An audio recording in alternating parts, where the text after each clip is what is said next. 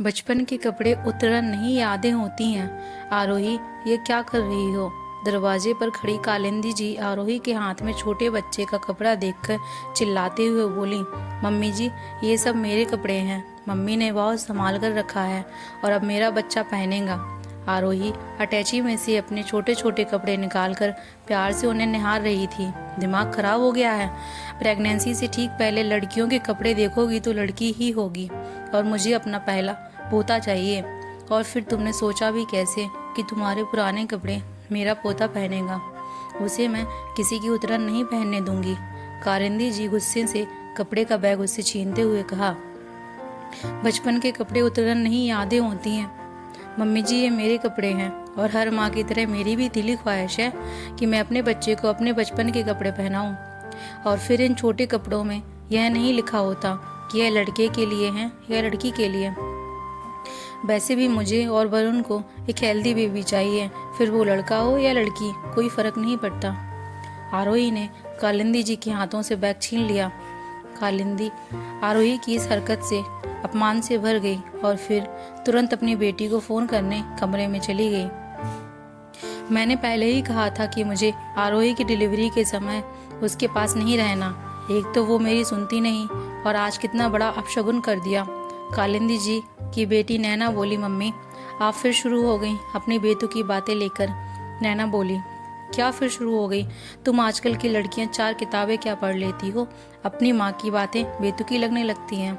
कालिंदी जी अपनी नैना से नाराज हो गई। मेरी प्यारी सी भोली माँ, पहले शांत हो और फिर बताओ हुआ क्या? अब क्या कर दिया आरोही भाभी ने? नैना बात को संभालते हुए बोली। कालिंदी जी ने नैना को सारी बात बताई तो वो हंसने लगी। उसे हंसता देख कालिंदी जी फिर गुस्सा हो गई। मैंने पहले ही कहा था, तुम आजकल की पढ़ी लिखी लड़कियां। मम्मी, भाभी का 9वां महीना चल रहा है और बेबी पूरा या तो लड़का या फिर लड़की के रूप में विकसित हो चुका है। एक फ्रॉक देखकर वो बदलने वाला नहीं है। और आप कब से यह अपशगुन लड़का और लड़की करने लगी? आपने ही बताया था कि जब भैया हुए थे तब आप लड़की चाहती थी और उन्हें आप अपने बचपन के कपड़े पहनाती थी। मेरे मोबाइल पर वो फोटो भी है जिसे दिखाकर अक्सर मैं भैया को ब्लैकमेल करती थी। नैना ने बात करते करते वो फोटो भी व्हाट्सएप कर दी। कितना अजीब होती हैं हम औरतें। जब खुद माँ बनती हैं तो सब गलत बात का विरोध करती हैं, लेकिन सास बनते ही वही गलत बात बहू के ऊपर थोपने लगती हैं। आपको याद है जब मैं अपनी बीनू को लेकर आपके पास आई थी तो आपने पुराने बैग से मेरे बचपन के कपड़े और ऊनी मोजे फ्रॉक सब निकाल कर दिए थे और कहा था कि यह धरोहर है एक माँ की तरफ से एक नई माँ को। नैना बोलते बोलते भावुक हो गई। भावुक तो कालिंदी जी भी हो गई और अपनी प्रेगनेंसी की यादों में खो गई। अब उनके दिल और दिमाग से पुरानी रूढ़िवादी सोच का दायरा भी खत्म हो गया। बहू, ये कपड़े भी रख लो। कालिंदी जी एक बैग लेकर आरोही के सामने खड़ी थी। अरे, तुम्हारा बेबी क्या सिर्फ तुम्हारे ही बचपन के कपड़े पहनेगा?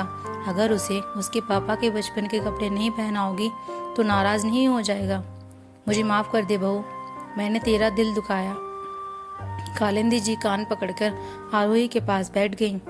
आरोही ने कालिंदी जी को ऐसा देखा तो हंस पड़ी और उनके गले लगकर बोली, मम्मी जी, आपके भी बचपन के कपड़े होते तो मज़ा आता है ना? मेरी एक पिंक कलर की फ्रॉक, उसे मैंने बहुत संभाल कर रखा था।